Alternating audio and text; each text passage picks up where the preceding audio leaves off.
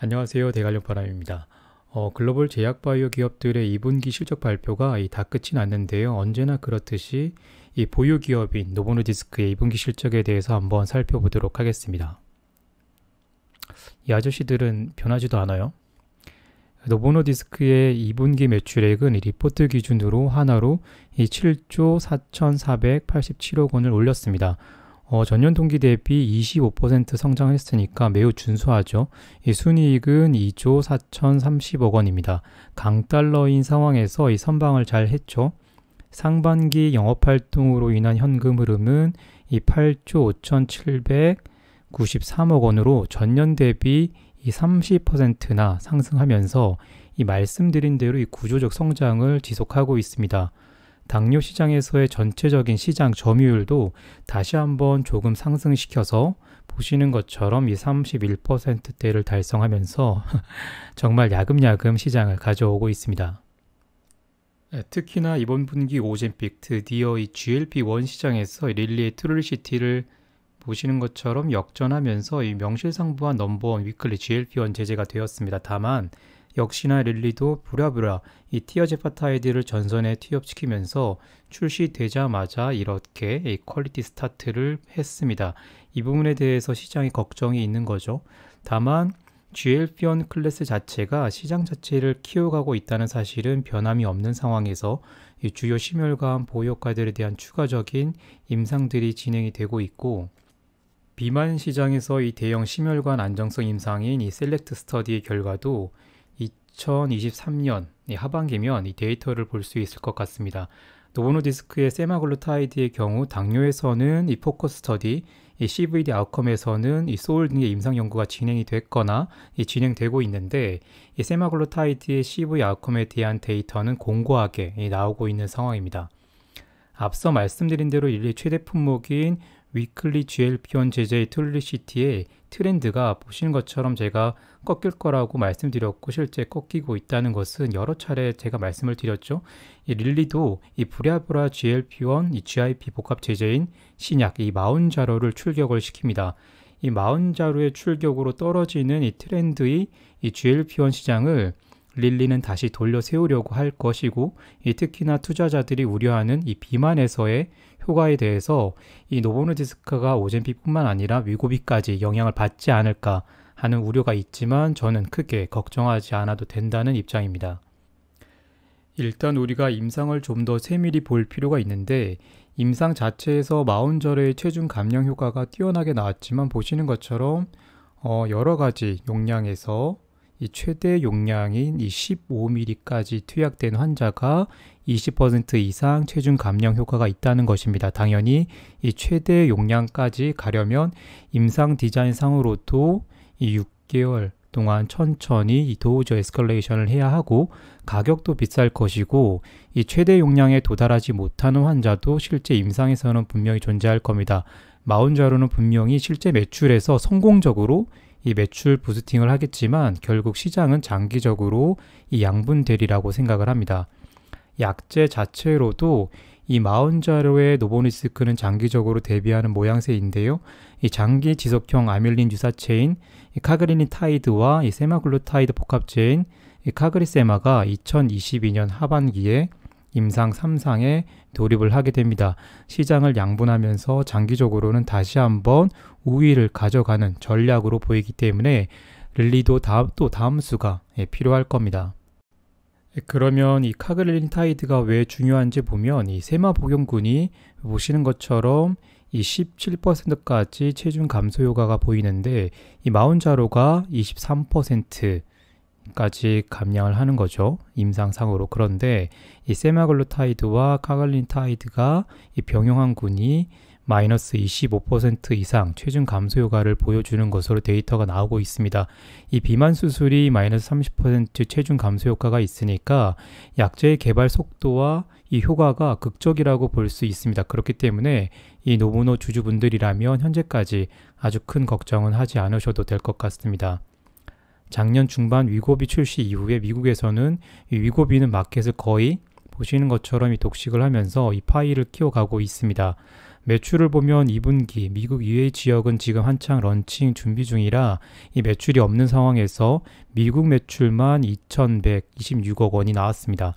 전분기 2,508억 원 매출이기 때문에 올해만 미국에서 조 단위 매출을 내겠죠. 다만 여전히 공장에서의 필링 이슈가 사고로들지 않는 상황이 이 애널리스트 등의 집중 질문을 받았고 2022년 하반기 수요를 맞출 수 있을 것 같다고 했는데 제 생각으로는 이것도 그때 가봐야 할 것으로 봅니다. 그것보다 사실 더 중요한 건 이 노보노디스크는 위고비 수요를 감당하고 외부 위탁 생산 공장의 이슈 문제를 근본적으로 해결하기 위해서 자체 이 생산 시설을 내년에 2곳 더 늘리기로 했다는 겁니다.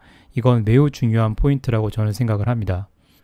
위고비를 그러면 얼마나 팔 수 있을 것으로 이 친구들이 예상하고 있을까? 이 노보노디스크의 매출 추정의 중요한 요소죠. 위고비의 현재 매출은 보시는 것처럼 이 정도입니다. 12만 5천 명 정도 위고비가 처방이 되고 있고 회사는 직접 표시한 이 파란색 바까지는 위고비가 이 빠르게 가능하고 이 포뮬러리 액세스가 가능한 이 4천만 명 정도는 이 목표로 하고 있는 것 같습니다. 매출 추정은 그러면 어렴풋이 가능합니다. 수년 내 멀티밀리언 달러의 매출을 회사는 기대하고 있는 것이기 때문에 이 투자자들도 이 매출 추정을 할 때 이 부분에 대해서 고려를 해야 되겠습니다. 문제는 역시나 이 중국 시장인데 이 국가의약품 가격이나 정책에 따라서 인슐린 매출이 거의 반타작이 나고 있는 상황에서 이 중국 매출 복원이 상당 부분 시간이 걸릴 것 같습니다. 보시는 것처럼 이 오젬픽이 이 GLP-1 제재 시장에서 이 넘버원 제품이 되었지만 중국 내 보험 급여는 지속적으로 지연이 되고 있는 것으로 보입니다. 결국 이 중국 시장에서는 시간이 더 필요할 것이고 이 오젬픽뿐만 아니라 라이벨서스 나아가서는 아이코덱이 나와서 이 커머셜 시장 진입이 돼야 할 것으로 보입니다. 미국 이외 시장에서 중국이 20% 이상의 매출을 차지하는 만큼 인슐린 매출 복원이 필요하고 이 GLP-1의 급여 진입이 녹록지 않으면 아이코덱으로 승부해야겠죠. 물론 이거는 시간 싸움입니다. 제품별 매출을 조금 더 자세히 뜯어보면 GLP-1 시장 성장을 캐리하고 있는 제품답게 오젬픽은 정말 이 쾌속 성장 중입니다. 2분기 매출은 전년 동기 대비 70% 이상 성장하면서 분기 매출이 2조 원을 넘어섰죠. 3분기는 릴리의 매연 자료가 이 출시에 따라서 오젬픽이 어느 정도 영향을 받을지 한번 보는 것이 중요할 겁니다. 경구용 GLP-1 제재인 라이벨서스도 이 퀄리티 스타트를 지속하면서 올해 이 조단위 제품으로 올라설 것이 확실시되고 있습니다. 노보노디스크가 GLP-1 차별화 전략으로 이 주사용 제재를 경구용 제재로 변환할 수 있는 기술을 가진 기업 인수가 이 빛을 발하는 순간이기도 합니다. 사실 제가 장기적으로 이 노보노디스크 성장에 제일 관심이 있어 하는 것은 바로 이 주 1회 인슐린 제자인 아이코덱이고 2분기 아이코덱 주요 임상 시리즈인 원워드 임상의 각 임상 데이터가 발표가 되고 있습니다. 회사에 따르면 올 하반기 대부분의 데이터가 발표될 것으로 보고 있고 그렇다면 내년 하반기 정도 되면 회사는 신약 신청 준비를 하지 않을까 생각을 해봅니다. 캐피탈 얼로케이션을 보면 지속적으로 배당금 증액과 이 자사주 매입은 계속되고 있습니다. 중요한 건 이런 활동이 지속될 수 있냐는 것이고 저는 앞으로 수년간은 큰 걱정 없을 것이라고 보고 있습니다. 노보노디스크는 보시는 대로 이 두 자릿수 이상의 이 자사주 매입이나 이 배당금 증액을 하고 있는데 저는 자사주 매입이 세금 납부 없이 주주의 EPS를 올릴 수 있기 때문에 선호하는데요. 노보노디스크는 굉장히 잘하고 있다고 봅니다. 올 상반기 발표되었던 2022년 파이낸셜 아웃룩이 이번 분기 발표 때 다시 한번 리바이즈가 되었는데 회사는 올 초에 보시는 것처럼 6%에서 10% 매출 증대를 전망했었는데 이 4월에 10%에서 14% 이 매출 증액을 업데이트 했었습니다. 이번 분기 실적 발표 때 다시 이 매출 증대의 예상 수준을 높였습니다. 인플레이션이다 뭐다 하면서 시장이 어지러운 형국에서 매출 실수조의 회사가 이렇게 빠르게 예상 매출을 올린다는 건 그만큼 제품 수요가 생각보다 매우 강하다는 것이고 우리는 지금까지 회사 이야기가 맞는지 확인을 했습니다. 다시 상기하자면 인플레이션보다는 개별 기업 분석이 중요한 이유입니다. 보시는 것처럼 이 잉여 현금 흐름 추정도 이 조 단위로 늘고 있습니다. 그러면 현재 시점에서 이 노보노디스크의 밸류에이션을 어떻게 봐야 할까? 이런 고민을 하실 수도 있습니다. 저도 항상 하는 고민인데요. 오늘은 그러면 제가 중요하다고 생각하는 툴 중 하나인 에비타 모형을 가지고 한번 노보노디스크를 생각해 보도록 할게요. 에비타는 말 그대로 earnings, before, interest, tax, depreciation, amortization의 약자인데요. 말 그대로 이익에서 이자와 법인세, 이 감가상각비 차를 차감한 값입니다. 우리가 기업을 볼 때 제일 중요한 건 이 기업이 본연의 사업활동을 하면서 얼마만큼의 현금을, 캐시를 만들어낼 수 있는지가 제일 중요합니다. 공식 중 하나는 이런데 쉽게는 영업이익 더하기 감가상각비 하면 편합니다. 그런데 우리나라 회계보고서는 에비타를 한눈에 보기 어렵게 되어 있기 때문에 이 재무 비율을 편하게 표시해주는 사이트를 이용하거나 아니면 귀찮더라도 직접 한번 해보시면 됩니다.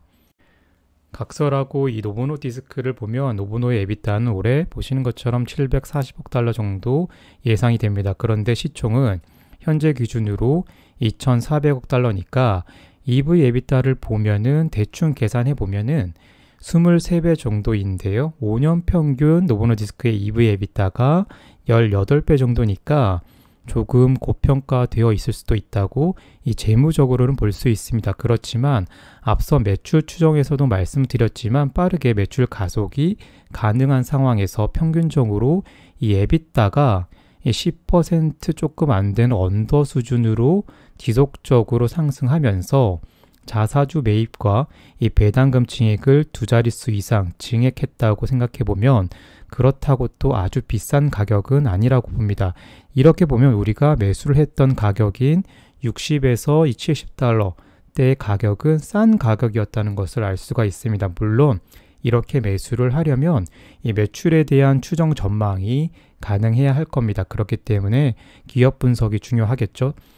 그리고 추가적으로 여기 보시면 이 레비뉴와 그리고 노보노디스크가 발표하는 넷세일즈가 분명히 다르거든요. 이거는 사실 앞서 이 PBM 시스템을 익히 들었던 분들이시라면 이해하시겠지만 리베이트를 제공하는 그런 금액, 그로스 레비뉴까지 포함한 금액이기 때문에 노보노디스크가 발표하는 수치와 조금 다를 수 있지만 편하게 에비타를 이걸로 보시면 저는 된다고 생각을 하고, 그리고 얼마만큼의 영업활동 현금 흐름을 창출하는지 그런 부분만 챙겨주시면 된다고 생각을 해요. 네, 또 드디어 마지막 장입니다. 노보노가 잘하고 있고요. 특별히 예상이 빗나가지 않고 있기 때문에 간단한 영상으로 한 줄 요약을 대신할게요. 그러면 저는 다음 기업 분석 영상에서 뵙겠습니다. 시장에서 항상 장수하세요. 역사적으로 흘러가득하